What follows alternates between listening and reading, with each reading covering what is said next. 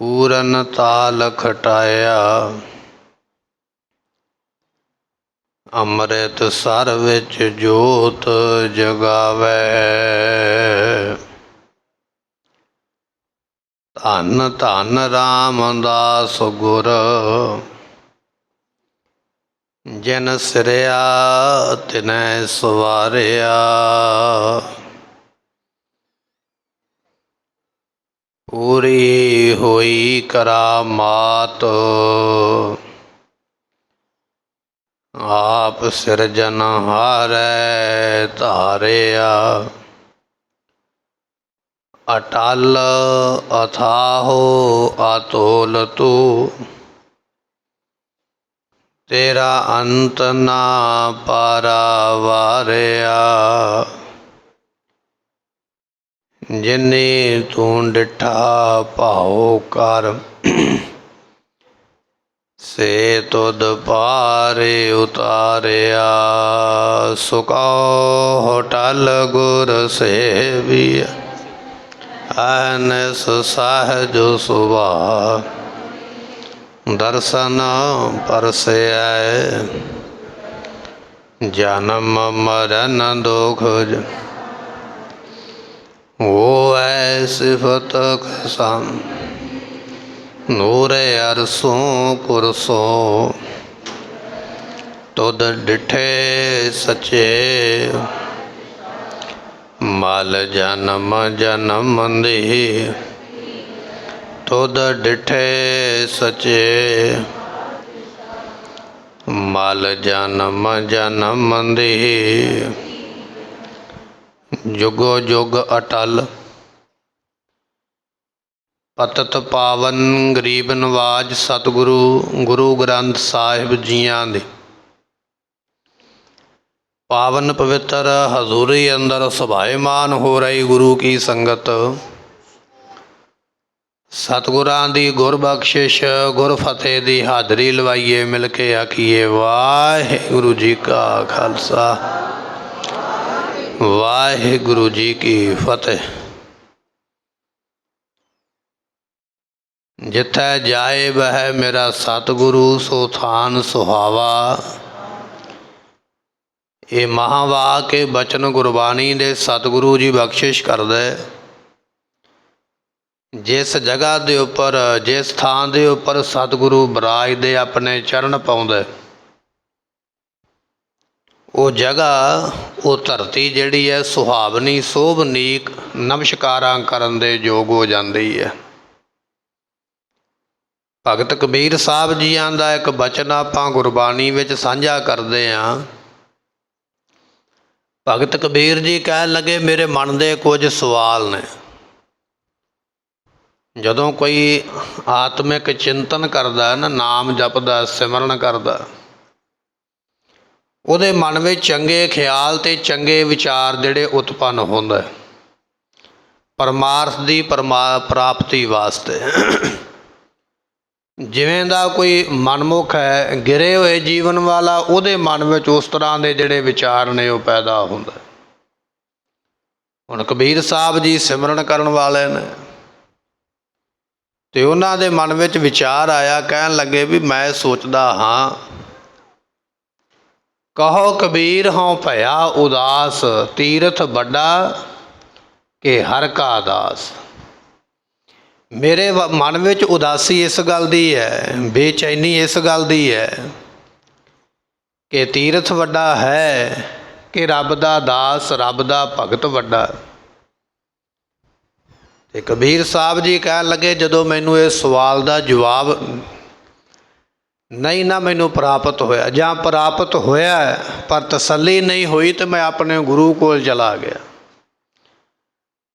अपने गुरु रामानंद जियां नूं जाके पुछया। भगत कबीर साहब जियां दे गुरु जिहड़े ने, भी रामानंद, उन्हां दी बाणी भी गुरु ग्रंथ साहिब दे विच दर्ज है। क्योंकि जे गुरु पूरा है तो पूरे गुरु की सिक्ख्या लैण वाला सेवक भी तो फिर सिमरन करके पूरा हो जाता। इस सवाल का जवाब लिया, कहन लगे जी ये दसो भी तीरथ वड्डा है कि रब दा दास, रब दा भगत वड्डा। तो उस वेले रामानंद जी कहन लगे नहीं कबीर जी, ਤੀਰਥ ਨਾਲੋਂ ਰੱਬ ਦਾ ਭਗਤ ਵੱਡਾ ਹੈ। ਰੱਬ ਦੇ ਭਗਤ ਨੇ ਜਿੱਥੇ ਚਰਨ ਪਾਏ ਨੇ, ਤੀਰਥ ਉੱਥੇ ਬਣਿਆ। ਭਾਵੇਂ ਉਹ ਭਗਤ ਕਿਸੇ ਵੀ ਰੂਪ ਦੇ ਵਿੱਚ ਹੈ, ਜਿੱਥੇ ਜਿੱਥੇ ਰੱਬ ਦਿਆਂ ਭਗਤਾਂ ਨੇ, ਬੰਦਗੀ ਵਾਲਿਆਂ ਗੁਰਮੁਖਾਂ ਨੇ, ਗੁਰੂ ਸਾਹਿਬਾਂ ਨੇ ਚਰਨ ਪਾਏ, ਉਹ ਧਰਤੀ, ਉਹ ਜਗ੍ਹਾ ਜਿਹੜੀ ਹੈ ਨਮਸਕਾਰ ਕਰਨ ਦੇ ਯੋਗ ਹੋ ਗਈ, ਮੱਥਾ ਟੇਕਣ ਦੇ ਯੋਗ ਹੋ ਗਈ। ਇਸ ਕਰਕੇ ਜਗ੍ਹਾ ਦੇ ਨਾਲੋਂ ਰੱਬ ਦਾ ਭਗਤ ਜਿਹਨੇ ਚਰਨ ਪਾ ਕੇ ਉਹ ਜਗ੍ਹਾ ਹੀ ਪਵਿੱਤਰ ਕਰ ਦਿੱਤੀ ਹੈ, ਉਹ ਵੱਡਾ, ਉਹ ਸਤਿਕਾਰਯੋਗ ਹੈ। ਐਸੇ ਨੇ ਸਤਿਗੁਰੂ ਧੰਨ ਗੁਰੂ ਰਾਮਦਾਸ ਮਹਾਰਾਜ ਜੀ, ਜਿਨ੍ਹਾਂ ਨੇ ਲਾਹੌਰ ਦੇ ਵਿੱਚ ਆਪਣਾ ਅਵਤਾਰ ਧਾਰਨ ਕਰਕੇ ਲਾਹੌਰ ਦੀ ਧਰਤੀ ਨੂੰ ਨਮਸਕਾਰ ਕਰਨ ਦੇ ਯੋਗ ਬਣਾਇਆ। ਇੱਕ ਵਾਰੀ ਆਖੀਏ ਸਤਨਾਮ ਸ੍ਰੀ ਵਾਹਿਗੁਰੂ। ਗੁਰੂ ਰਾਮਦਾਸ ਪਾਤਸ਼ਾਹ ਐਸੇ ਨੇ ਸੋਢੀਆਂ ਦੀ ਕੁੱਲ ਨੂੰ ਭਾਗ ਲਾਉਣ ਵਾਲੇ, ਜਿਨ੍ਹਾਂ ਨੇ ਜਿਸ ਧਰਤੀ ਦੇ ਉੱਪਰ ਗੁਰੂ ਨਾਨਕ ਸਾਹਿਬ ਮਹਾਰਾਜ ਦੇ ਬਚਨ ਸਨ, ਜਦੋਂ ਗੁਰੂ ਨਾਨਕ ਦੇਵ ਮਹਾਰਾਜ ਜੀ ਉਦਾਸੀ ਕਰਦੇ ਹੋਏ, ਭ੍ਰਮਣ ਕਰਦੇ ਹੋਏ, ਦੇਸ਼ ਦੀ ਯਾਤਰਾ ਕਰਦੇ ਹੋਏ ਮਹਾਰਾਜ ਜੀ ਲਾਹੌਰ ਸ਼ਹਿਰ ਪਹੁੰਚੇ ਨਾ, ਗੁਰੂ ਨਾਨਕ ਦੇਵ ਪਾਤਸ਼ਾਹ ਅੰਮ੍ਰਿਤ ਵੇਲੇ ਦਾ ਸਮਾਂ ਹੈ ਤੇ ਸਤਿਗੁਰੂ ਸਿਮਰਨ ਵਿੱਚ ਬੈਠੇ ਹੋਏ। ਇੰਨੇ ਚਿਰ ਨੂੰ ਬੜੀ ਹਲਾਹੂਲ, ਬੜਾ ਰੌਲਾ ਪਿਆ, ਬੜਾ ਸ਼ੋਰ ਸ਼ਰਾਬਾ ਹੋਇਆ, ਬੜੀ ਲੜਾਈ ਝਗੜੇ ਦਾ ਵਾਤਾਵਰਨ ਬਣ ਗਿਆ। ਅੰਮ੍ਰਿਤ ਵੇਲੇ ਦਾ ਸਮਾਂ ਤੇ ਸਤਿਗੁਰਾਂ ਨੇ ਨੇਤਰ ਖੋਲ੍ਹੇ ਤੇ ਪੁੱਛਿਆ, ਕਹਿਣ ਲੱਗੇ ਵੀ ਇਹ ਕਾਰਨ ਕੀ ਹੈ? ਅੰਮ੍ਰਿਤ ਵੇਲੇ ਤੇ ਰੱਬ ਦੀ ਯਾਦ ਵਿੱਚ ਜੁੜੀਦਾ, ਰੌਲਾ ਕਿਸ ਗੱਲ ਦਾ ਪੈਂਦਾ ਪਿਆ? ਕਿਸੇ ਨੇ ਦੱਸਿਆ, ਕਹਿਣ ਲੱਗੇ ਜੀ ਬੁੱਚੜ ਜਿਹੜੇ ਨੇ ਨਾ, ਗਾਵਾਂ ਨੂੰ ਵੱਢਦੇ ਪਏ, ਗਾਵਾਂ ਨੂੰ ਕਤਲ ਕਰਦੇ ਪਏ, ਉਹਨਾਂ ਦਾ ਮਾਸ ਅੱਗੇ ਮੰਡੀਆਂ ਵਿੱਚ ਜਾਣਾ, ਇਹਨਾਂ ਨੂੰ ਤੜਕੇ ਤਾਂ ਵੱਢਿਆ ਜਾ ਰਿਹਾ ਵੀ ਇਹ ਗਰਮ ਮਾਸ ਜਿਹੜਾ ਨਾ ਥਾਵਾਂ ਥਾਵਾਂ 'ਤੇ ਪਹੁੰਚਾਇਆ ਜਾ ਸਕੇ, ਅੱਗੋਂ ਗਾਹਕ ਵੀ ਜਿਹੜਾ ਤਾਜ਼ਾ ਮਾਸ ਵੇਖ ਕੇ ਲਵੇਗਾ। ਇਸ ਕਰਕੇ ਇਹ ਲੋਕ ਆਪਣੇ ਕਾਰਗੁਜ਼ਾਰ ਵਿੱਚ, ਵਿਵਹਾਰ ਵਿੱਚ ਲੱਗੇ ਹੋਏ ਤੇ ਜੀਵ ਹੱਤਿਆ ਕਰਨੀ ਗੁਰੂ ਘਰ ਵੱਲੋਂ ਮਨਾਹੀ ਹੈ, ਪਾਪ ਹੈ। ਮਹਾਰਾਜ ਜੀਆਂ ਨੇ ਸੁਣਿਆ ਬਚਨ ਤੇ ਮਨ ਬੜਾ ਉਸ ਵੇਲੇ ਦੁਖੀ ਹੋਇਆ ਕਿ ਇਹ ਅੰਮ੍ਰਿਤ ਵੇਲਾ ਤੇ ਰੱਬ ਦੀ ਬੰਦਗੀ ਵਾਸਤੇ ਆ, ਇਹ ਲੋਕ ਅੰਮ੍ਰਿਤ ਵੇਲੇ ਕਤਲ ਕਰਦੇ ਪਏ। ਮੁਖੋਂ ਬਚਨ ਨਿਕਲਿਆ, ਕਹਿਣ ਲੱਗੇ ਲਾਹੌਰ ਸ਼ਹਿਰ ਜ਼ਹਿਰ ਕਹਿਰ ਸਵਾ ਪਹਿਰ। ਇਹ ਬਚਨ ਮਹਾਰਾਜ ਦੇ ਮੁਖੋਂ ਅਮੋਘ ਬਚਨ ਜਿਹੜੇ ਨਿਕਲੇ ਤੇ ਸਤਿਗੁਰਾਂ ਦੇ ਬਚਨ ਨਿਕਲਣ ਦੀ ਢੇਰ ਹੈ। ਕਹਿਣ ਲੱਗੇ ਵੀ ਉਦੋਂ ਤੋਂ ਲੈ ਕੇ ਗੁਰੂ ਨਾਨਕ ਸਾਹਿਬ ਪਾਤਸ਼ਾਹ ਤੋਂ ਲੈ ਕੇ ਲਾਹੌਰ ਸ਼ਹਿਰ ਦੇ ਵਿੱਚ ਅੰਮ੍ਰਿਤ ਵੇਲੇ ਰੋਜ਼ ਕਲੇਸ਼ ਪੈਂਦਾ, ਰੋਜ਼ ਝਗੜਾ ਪੈਂਦਾ, ਰੋਜ਼ ਕਿਸੇ ਨਾ ਕਿਸੇ ਘਰੇ ਲੜਾਈ ਪੈਂਦੀ ਹੈ। ਕੋਈ ਮੁਹੱਲੇ ਵਾਲਾ ਲੜ ਪਿਆ, ਕੋਈ ਗੁਆਂਢੀ ਲੜ ਪਿਆ, ਕੋਈ ਕਿਸੇ ਨੇ ਆ ਕੇ ਕੋਈ ਝਗੜਾ ਕਰ ਦਿੱਤਾ, ਰੋਜ਼ ਕੋਈ ਨਾ ਕੋਈ ਕਤਲ ਹੁੰਦਾ ਹੈ। ਉੱਚੀ ਉੱਚੀ ਰੋਣ ਦੀਆਂ, ਕਰਲਾਉਣ ਦੀਆਂ, ਵੈਣ ਪਾਉਣ ਦੀਆਂ ਆਵਾਜ਼ਾਂ ਆਉਂਦੀਆਂ। ਸਮਾਂ ਬਤੀਤ ਹੁੰਦਾ ਗਿਆ, ਇਹ ਗੱਲ ਪੂਰੇ ਸ਼ਹਿਰ ਵਿੱਚ ਫੈਲ ਗਈ ਵੀ ਗੁਰੂ ਨਾਨਕ ਪਾਤਸ਼ਾਹ ਨੇ ਬਚਨ ਕੀਤੇ ਵੀ ਲਾਹੌਰ ਸ਼ਹਿਰ ਜ਼ਹਿਰ ਕਹਿਰ, ਕਹਿਰ ਜਿਹੜਾ ਇੱਥੇ ਵਰਤੇਗਾ ਸਵਾ ਪਹਿਰ, ਰਾਤ ਰਹਿੰਦੇ ਆ ਅੰਮ੍ਰਿਤ ਵੇਲੇ, ਇਸੇ ਤਰ੍ਹਾਂ ਹੋਇਆ ਕਰੇਗਾ। ਤੇ ਫਿਰ ਸੰਗਤਾਂ ਇਕੱਠੀਆਂ ਹੋ ਕੇ ਨਾ ਧੰਨ ਗੁਰੂ ਅਮਰਦਾਸ ਮਹਾਰਾਜ ਦੇ ਕੋਲ ਆਈਆਂ, ਕਿਉਂਕਿ ਉਸ ਵੇਲੇ ਗੁਰੂ ਅਮਰਦਾਸ ਮਹਾਰਾਜ ਗੁਰਤਾ ਗੱਦੀ 'ਤੇ ਸਨ। ਆ ਕੇ ਬੇਨਤੀ ਕੀਤੀ, ਮਹਾਰਾਜ ਤੁਹਾਡੇ ਵੱਡਿਆਂ ਦੇ ਬਚਨ ਨੇ ਸਾਡੇ ਸ਼ਹਿਰ ਨੂੰ ਵੀ ਇੱਥੇ ਕਹਿਰ ਵਾਪਰਿਆ ਕਰੇਗਾ। ਵਾਕਿਆ ਹੀ ਵਾਪਰਦਾ ਪਿਆ, ਕੋਈ ਕਤਲ ਹੋ ਜਾਂਦਾ ਹੈ, ਕੋਈ ਰੋਂਦਾ ਪਿਆ, ਕੋਈ ਕਰਲਾਉਂਦਾ ਪਿਆ। ਠੀਕ ਹੈ ਵੀ ਅਸੀਂ ਗੁਨਾਹ ਕੀਤਾ, ਪਰ ਮਹਾਰਾਜ ਗੁਨਾਹ ਦੀ ਮਾਫੀ ਦੇ ਦਿਓ ਤੇ ਆਪ ਜੀ ਸ਼ਾਂਤੀ ਬਖਸ਼ੋ। ਜਦੋਂ ਲਾਹੌਰ ਦੇ ਨਿਵਾਸੀਆਂ ਨੇ ਬਚਨ ਕੀਤਾ ਨਾ ਗੁਰੂ ਨਾਨਕ ਸਾਹਿਬ ਪਾਤਸ਼ਾਹ ਨੂੰ ਆ ਕੇ, ਤੇ ਹੁਣ ਗੁਰੂ ਨਾਨਕ ਦੇਵ ਮਹਾਰਾਜ ਦੇ ਤੀਜੇ ਰੂਪ ਨੇ ਨਾ ਧੰਨ ਗੁਰੂ ਅਮਰਦਾਸ ਪਾਤਸ਼ਾਹ ਤੇ ਸਤਿਗੁਰੂ ਆਉਣ ਵਾਲੇ ਸਮੇਂ ਨੂੰ ਜਾਣਦੇ ਵੀ ਚੌਥੀ ਜੋਤ ਜਿਹੜੀ ਹੈ ਗੁਰੂ ਨਾਨਕ ਪਾਤਸ਼ਾਹ ਦੇ ਘਰ ਦੀ, ਉਹ ਲਾਹੌਰ ਸ਼ਹਿਰ ਤੋਂ ਹੀ ਸਾਡੇ ਇੱਥੇ ਪਹੁੰਚਣੀ ਹੈ। ਚੌਥੀ ਥਾਂ 'ਤੇ ਗੁਰਤਾ ਗੱਦੀ ਦਾ ਜਿਨ੍ਹਾਂ ਨੇ ਮਾਲਕ ਬਣਨਾ ਹੈ, ਉਹ ਮਾਲਕ ਲਾਹੌਰ ਸ਼ਹਿਰ ਤੋਂ ਹੀ ਉਹਨਾਂ ਨੇ ਆਉਣਾ ਤੇ ਉਹਨਾਂ ਦੀ ਜਨਮ ਧਰਤੀ ਨੂੰ ਸ਼ਰਾਪ ਤੋਂ ਮੁਕਤ ਕਰਨਾ ਚਾਹੀਦਾ। ਐਵੇਂ ਨਹੀਂ ਆਖਿਆ ਜਾਂਦਾ ਵੀ ਭਗਤ ਜਨਾਂ ਕੇ 21 ਹੀ ਕੁੱਲ ਉਧਾਰੇ। ਇਹ ਤੇ ਬੰਦਗੀ ਕਰਨ ਵਾਲੇ, ਸਿਮਰਨ ਕਰਨ ਵਾਲੇ ਦੀਆਂ 21 ਕੁੱਲਾਂ ਤੇ ਕੀ ਉਹ ਸ਼ਹਿਰ, ਉਹ ਨਗਰੀ, ਉਹ ਜਗ੍ਹਾ ਹੀ ਪਵਿੱਤਰ ਹੋ ਜਾਂਦੀ ਹੈ। ਤੇ ਸਤਿਗੁਰੂ ਫਿਰ ਗੁਰੂ ਅਮਰਦਾਸ ਮਹਾਰਾਜ ਨੇ ਬਚਨ ਕੀਤੇ, ਲਾਹੌਰ ਸ਼ਹਿਰ ਜ਼ਹਿਰ ਕਹਿਰ ਸਵਾ ਪਹਿਰ, ਮਹੱਲਾ ਤੀਜਾ ਅੰਮ੍ਰਿਤਸਰ ਸਿਫਤੀ ਦਾ ਘਰ। ਇਹ ਬਚਨ ਫਿਰ ਗੁਰੂ ਅਮਰਦਾਸ ਪਾਤਸ਼ਾਹ ਨੇ ਬਖਸ਼ੇ। ਆਖਿਆ ਲਾਹੌਰ ਦੇ ਨੇੜੇ ਵਸੇਗਾ ਅੰਮ੍ਰਿਤਸਰ ਸ਼ਹਿਰ, ਉੱਥੇ ਸਿਫਤ ਹੋਇਆ ਕਰੇਗੀ ਅਕਾਲ ਪੁਰਖ ਦੀ। ਇਹ ਜਿਹੜਾ ਲਾਹੌਰ ਦੇ ਵਿੱਚ ਕਹਿਰ ਵਾਪਰਦਾ ਹੈ ਨਾ, ਇਹ ਨਹੀਂ ਵਾਪਰੇਗਾ। ਬਖਸ਼ ਲੈਂਦੇ ਆ। ਤੇ ਬਖਸ਼ ਲਿਆ, ਕਿਉਂ ਬਖਸ਼ਿਆ? जिथे जाए बह मेरा सतगुरु सो थान सुहावा। क्योंकि उत्थे गुरु रामदास महाराज ने आके अवतार धारना है।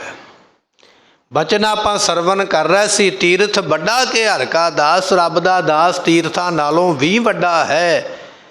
रब दा दास जिस धरती ते चरण पावे वो धरती पूजन योग हो जाती है। उत्थों दे शराफे लोकां नूं शराप तो मुक्त होण दी दात प्राप्त हो जाती है। ये रब की दात है।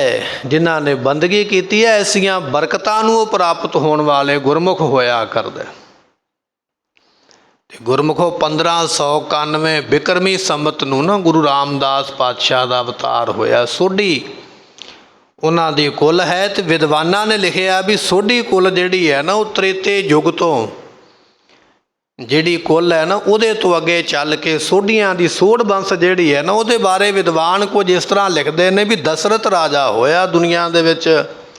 ते दशरथ दियां 3 रानियां ने। उहदे विचों जिहड़ी कुशल्या नाम की रानी है ना वो पंजाब की धरती की रहन वाली है। पटियाला रियासत है ना, इस रियासत के अंदर वो जिहड़ी कुशल्या देवी नाम की रानी है ना उहदे पेके सन। ते राजा दशरथ जी इत्थों ब्याह के लैके पंजाब की धरती तो उन्होंने लैके गए। तो कुशल्या के कुखों फिर राम जियां का अवतार होया, भगवान रामचंद्र जी। अते उन्हां दे फिर अगे कहते 2 सपुत्र होए। एक दा नाम है लव, एक दा नाम है कुश। बहुता समा इन्हां दा पंजाब की धरती ते लंघिया ते 2 शहर इन्हां ने वसा दिते। लव ने लाहौर ते दूसरे कुश ने कसूर शहर जिहड़ा ना नेड़े नेड़े कसूर ते लाहौर, ये 2 शहर जिहड़े ने ना राम जी दे पुत्रां ने वसाए। शहर ते वस गए, राज करते पे दोने राज घराने। पीढ़ियां अगे चलियां, कुलां अगे चलियां। तो हौली हौली जिवें जिवें कुल अगे वधदी है फिर किसी टाइम वैर भी हो जाता है, शरीका भी हो जाता है। कई तरह के झगड़े भी पै जाते। झगड़ा पै गया दोनों दे विच। लव की औलाद ते कुश की औलाद जिहड़ी है ना झगड़े दे विच उतर आई।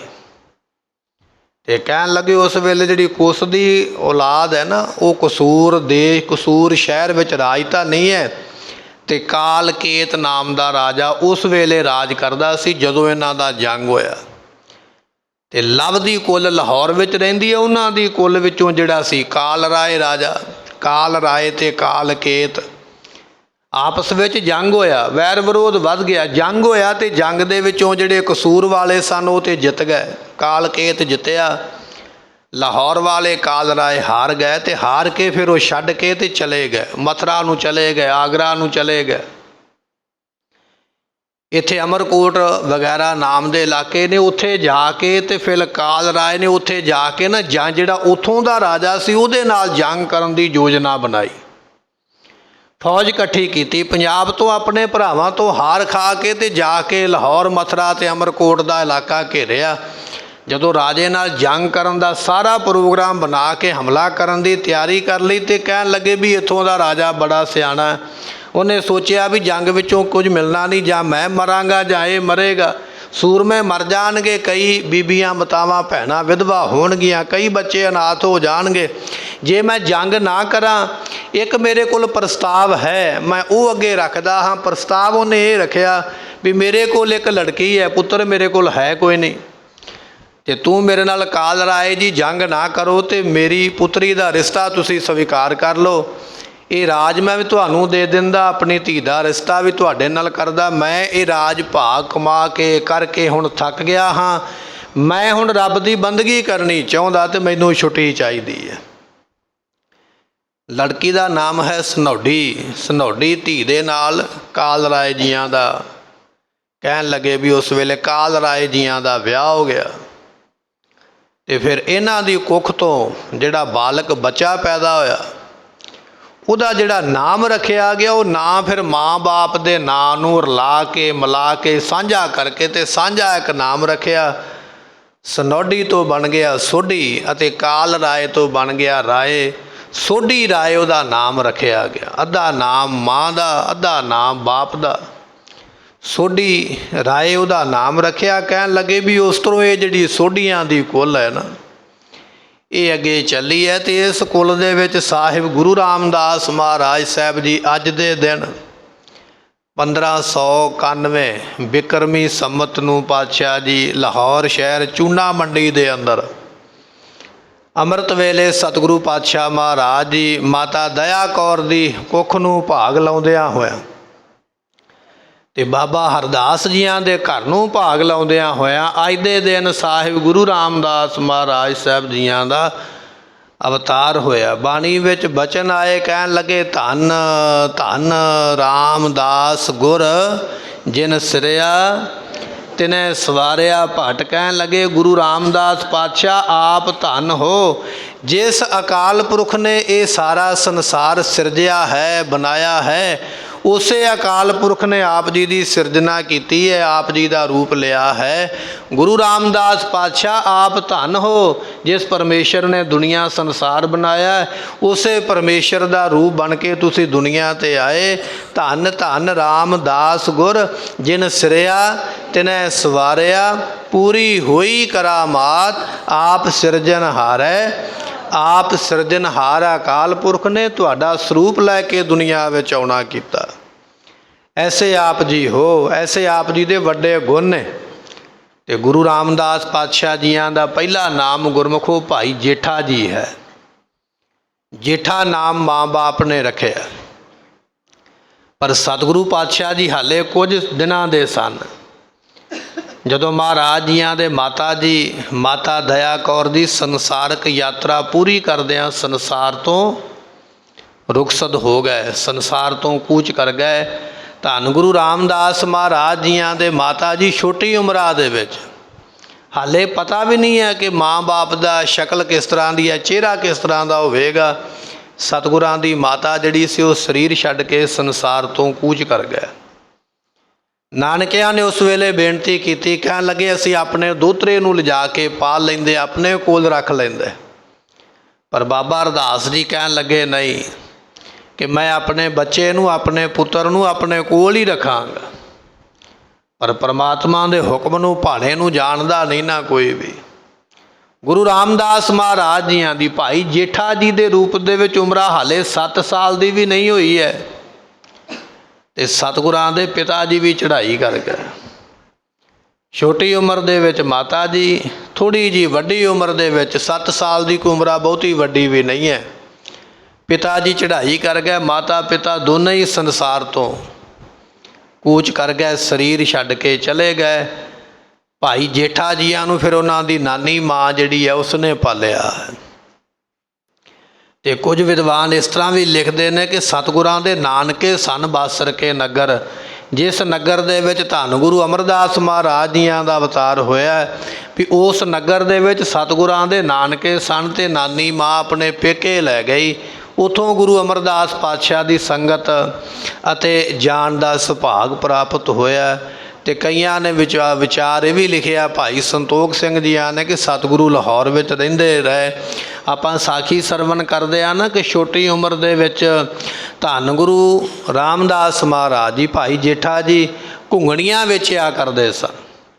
नानी ने कुछ कणक उबाल के ते टोकरी चंगेर विच पा के परात विच पा के वो दे देना भी जाओ जाके बाजार दे विच वेच के आओ जो पैसा बनेगा टका बनेगा उहदे नाल गुजारा चलेगा। तो उस वेले घुंगणियां वेचनियां बाजार दे विच आके जिहड़ा कोई टका 2 टके पैसा कमाई करनी वो अपने जाके घर विच दे देनी।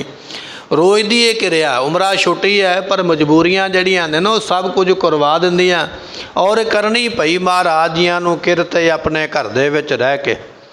एक दिन गुरमुखो समा ही इहो जिहा आया नानी माँ ने कहन लगे जिस वेले घुंगणियां उबाल के परात विच पा के दित्तियां सिर ते रख के चल पै वेचण वास्ते।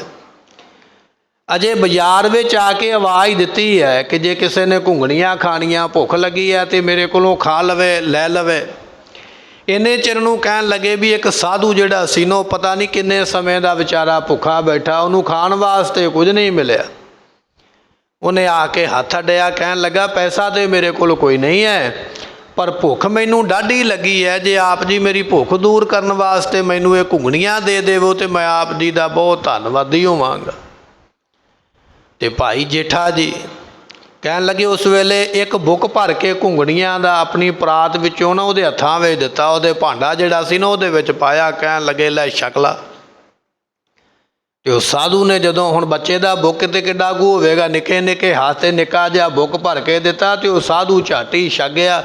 ਤੇ ਛਕ ਕੇ ਕਹਿਣ ਲੱਗਾ ਵੀ ਭੁੱਖ ਤੇ ਹਾਲੇ ਮਿਟੀ ਨਹੀਂ ਹੈ, ਜੇ ਹੋਰ ਦੇ ਸਕਦੇ ਹੋ ਤੇ ਇੱਕ ਬੁੱਕ ਹੋਰ ਭਰਿਆ ਤੇ ਉਹ ਵੀ ਦੇ ਦਿੱਤਾ। ਕਹਿਣ ਲੱਗੇ ਲੈ ਹੋਰ ਛਕ ਲਾ। ਜਦੋਂ ਦੂਜਾ ਬੁੱਕ ਛਕਿਆ ਤੇ ਸਾਧੂ ਨੇ ਫਿਰ ਆਖਿਆ, ਕਹਿਣ ਲੱਗਾ ਭੁੱਖ ਤੇ ਹਾਲੇ ਵੀ ਨਹੀਂ ਮਿਟੀ ਹੈ, ਮੈਂ ਤੇ ਬੜਾ ਭੁੱਖਾ, ਤੇ ਆ ਜਿਹੜੀਆਂ ਕੜਛੀ ਕੜਛੀ ਘੁੰਗਣੀਆਂ ਨਾਲ ਮੇਰਾ ਕੀ ਬਣਦਾ। ਤੀਜਾ ਬੁੱਕ ਭਰ ਕੇ ਫਿਰ ਦਿੱਤਾ।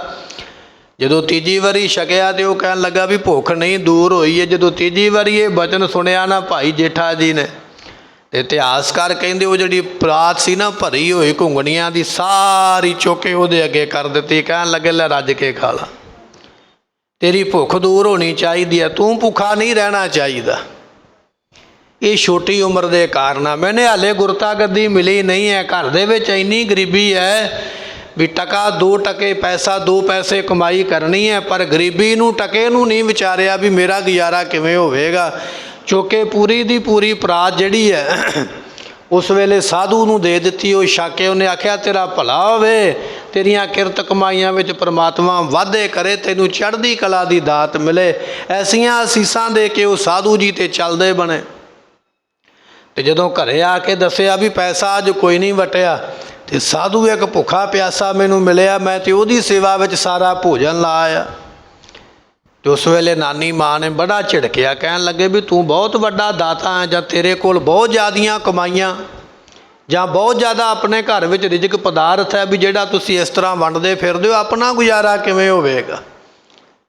ਤੇ ਸਤਿਗੁਰੂ ਜੀ ਬਾਹਰ ਨਿਕਲ ਆਏ ਤੇ ਕਹਿਣ ਲੱਗੇ, ਜਦੋਂ ਘਰੋਂ ਬਾਹਰ ਆਏ ਨਾ ਤੇ ਨਾਨੀ ਮਾਂ ਨੇ ਫਿਰ ਅਰਦਾਸ ਕੀਤੀ। ਕਹਿਣ ਲੱਗੀ ਐ ਪ੍ਰਮਾਤਮਾ, ਮੇਰੇ ਦੋਤਰੇ ਦਾ ਮਨ ਤੇ ਬੜਾ ਵੱਡਾ ਬਣਾਇਆ, ਹਿਰਦਾ ਤੇ ਬੜਾ ਵੱਡਾ ਬਣਾਇਆ ਵੀ ਇਹ ਭਰ ਭਰ ਕੇ ਦਾਤਾਂ ਤੇ ਪਰਾਤਾਂ ਹੀ ਦਾਨ ਕਰਦੇ ਪਏ, ਜਾਂ ਤੇ ਇਹਨਾਂ ਦੇ ਦਾਨ ਕਰਨ ਦਾ ਵਿਚਾਰ ਬਦਲ ਦਿਓ, ਤੇ ਜਾਂ ਫਿਰ ਦਾਤੇ ਹੀ ਇੰਨੇ ਵੱਡੇ ਬਣਾ ਦਿਓ ਵੀ ਜਿਹੜਾ ਮਰਜ਼ੀ ਆ ਕੇ ਛਕਦਾ ਰਵੇ, ਖਾਂਦਾ ਰਵੇ, ਵਰਤਦਾ ਰਵੇ, ਵਰਤਾਉਂਦਾ ਰਵੇ। ਇਹਨਾਂ ਦੇ ਖਜ਼ਾਨੇ, ਇਹਨਾਂ ਦੇ ਭੰਡਾਰੇ ਕਦੇ ਨਾ ਮੁੱਕਣ।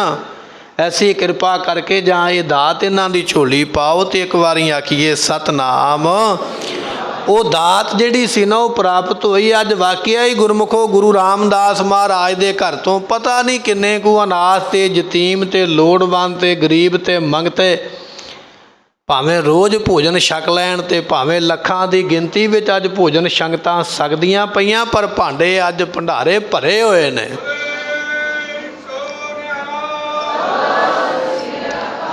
ਉੱਥੇ ਭੰਡਾਰਿਆਂ ਵਿੱਚ ਕਮੀ ਕੋਈ ਨਹੀਂ ਹੈ। ਬਾਬਾ ਖੜਕ ਸਿੰਘ ਜੀਆਂ ਨੂੰ ਸੇਵਾ ਦਿੱਤੀ ਗਈ ਨਾ ਬਣਾਉਣ ਵਾਸਤੇ ਲੰਗਰ ਹਾਲ। ਗੁਰੂ ਰਾਮਦਾਸ ਮਹਾਰਾਜ ਦੇ ਘਰ ਦਾ ਵੀ ਲੰਗਰ ਹਾਲ ਤੁਸੀਂ ਬਣਾਓ, ਤੇ ਅਸੀਂ ਤੁਹਾਡੀ ਮਦਦ ਕਰਦੇ ਹਾਂ। ਜਿੰਨੀ ਮਾਇਆ ਚਾਹੀਦੀ ਹੈ ਸ਼੍ਰੋਮਣੀ ਕਮੇਟੀ ਵੱਲੋਂ ਪ੍ਰਸਤਾਵ ਰੱਖਿਆ ਗਿਆ, ਮਾਇਆ ਅਸੀਂ ਖਰਚ ਦਿਆਂਗੇ, ਤੁਸੀਂ ਬਣਾਓ ਸੋਹਣਾ ਲੰਗਰ। ਤੇ ਬਾਬਾ ਖੜਕ ਸਿੰਘ ਜੀਆਂ ਨੇ ਹੱਥ ਜੋੜ ਕੇ ਆਖਿਆ, ਕਹਿਣ ਲੱਗੇ ਮਾਇਆ ਦੀ ਲੋੜ ਨਹੀਂ, ਮਾਇਆ ਤੇ ਅਸੀਂ ਤੁਹਾਡੇ ਕੋਲੋਂ ਨਹੀਂ ਲਵਾਂਗੇ, ਸੰਗਤ ਦੀ ਮਾਇਆ ਬੜੀ ਹੈ ਉਹੀ ਲਾਵਾਂਗੇ, ਪਰ ਅਸੀਂ ਬਚਨ ਤੁਹਾਡੇ ਕੋਲੋਂ ਇੱਕ ਚਾਹੁੰਦੇ ਹਾਂ ਵੀ ਇਹ ਲੰਗਰ ਗੁਰੂ ਰਾਮਦਾਸ ਪਾਤਸ਼ਾਹ ਦਾ ਬਣਨਾ, ਇੱਥੇ ਲੰਗਰ ਛਕਣ ਤੋਂ ਰੋਕਿਆ ਨਾ ਕਿਸੇ ਨੂੰ ਜਾਵੇ।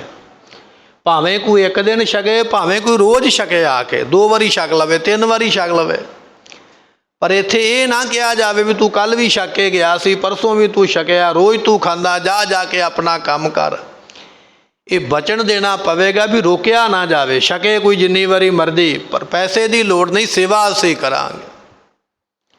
ਉਸ ਵੇਲੇ ਹੱਥ ਜੋੜ ਕੇ ਆਖਿਆ, ਕਹਿਣ ਲੱਗੇ ਵੀ ਨਹੀਂ, ਅਸੀਂ ਨਹੀਂ ਰੋਕਾਂਗੇ ਕਿਸੇ ਨੂੰ। ਅੱਜ ਗੁਰਮੁਖੋ ਗੁਰੂ ਰਾਮਦਾਸ ਮਹਾਰਾਜ ਦੇ ਘਰ ਵਿੱਚ ਰੋਕਿਆ ਨਹੀਂ ਜਾਂਦਾ, ਭਾਵੇਂ ਕੋਈ ਮਜ਼ਦੂਰ ਹੈ, ਕੋਈ ਦਿਹਾੜੀਦਾਰ ਹੈ, ਕੋਈ ਗਰੀਬ ਹੈ, ਕੋਈ ਮੰਗਤਾ ਹੈ, ਜਿੰਨੀ ਵਾਰੀ ਮਰਜ਼ੀ ਕੋਈ ਭੋਜਨ ਛਕਦਾ। ਅੱਜ ਉੱਥੇ ਰੋਕ ਟੋਕ ਨਹੀਂ। ਐਸਾ ਗੁਰੂ ਰਾਮਦਾਸ ਮਹਾਰਾਜ ਜੀਆਂ ਦਾ ਘਰ ਹੈ। ਨਾਨੀ ਮਾਂ ਅਰਦਾਸ ਕਰਦੀ ਪਈ ਹੈ, ਪਰਮਾਤਮਾ ਮੇਰੇ ਦੋਤਰੇ ਨੂੰ ਹਿਰਦਾ ਐਡਾ ਵੱਡਾ ਦਿੱਤਾ, ਦਿਲ ਐਡਾ ਵੱਡਾ ਦਿੱਤਾ ਵੀ ਪਰਾਤਾਂ ਭਰੀਆਂ ਦਾਨ ਕਰਦੇ ਪਏ, ਫਿਰ ਭੰਡਾਰਾ ਵੀ ਐਡਾ ਵੱਡਾ ਦਿਓ, ਰਿਜ਼ਕ ਵੀ ਇੰਨਾ ਦਿਓ ਵੀ ਜਿੰਨਾ ਮਰਜ਼ੀ ਵਰਤਾਈ ਜਾਣ, ਕਦੇ ਮੁੱਕੇ ਨਾ।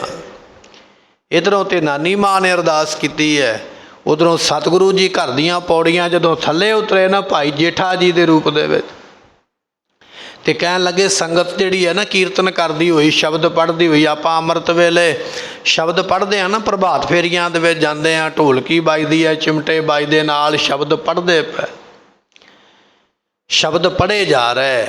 ਤੇ ਉਸ ਵੇਲੇ ਸ਼ਬਦਾਂ ਨੂੰ ਪੜ੍ਹਦਿਆਂ ਸੁਣ ਕੇ ਨਾਲ ਹੀ ਭਾਈ ਜੇਠਾ ਜੀ ਨੇ ਪੁੱਛਿਆ, ਸੰਗਤ ਕਿੱਧਰ ਨੂੰ ਜਾ ਰਹੀ ਹੈ? ਕਹਿਣ ਲੱਗੇ, ਗੁਰੂ ਅਮਰਦਾਸ ਪਾਤਸ਼ਾਹ ਦੇ ਦਰਸ਼ਨ ਕਰਨ ਵਾਸਤੇ ਅਸੀਂ ਗੋਇੰਦਵਾਲ ਜਾ ਰਹੇ ਹਾਂ। ਨਾਲ ਹੀ ਚੱਲ ਪਏ, ਛੱਡ ਦਿੱਤਾ ਘਰ, ਛੱਡ ਦਿੱਤੇ ਇਹ ਦੁਨੀਆ ਦੇ ਮੋਹ ਮਮਤਾ ਦੇ ਰਿਸ਼ਤੇ, ਛੱਡ ਕੇ ਨਾਲ ਹੀ ਤੁਰ ਪਏ। ਸ਼ਬਦ ਗਾਉਂਦਿਆਂ ਗਾਉਂਦਿਆਂ ਜਾ ਕੇ ਧੰਨ ਗੁਰੂ ਅਮਰਦਾਸ ਮਹਾਰਾਜ ਜੀਆਂ ਦੇ ਚਰਨਾਂ 'ਤੇ ਉਸ ਵੇਲੇ ਮੱਥਾ ਟੇਕਿਆ ਅਤੇ ਬੇਨਤੀ ਕੀਤੀ ਕਿ ਇਹ ਦੁਨੀਆ, ਇਹ ਸੰਗਤ ਇਹ ਆਈ ਹੈ ਕੁਝ ਸਮੇਂ ਵਾਸਤੇ, ਕੁਝ ਦਿਨਾਂ ਵਾਸਤੇ।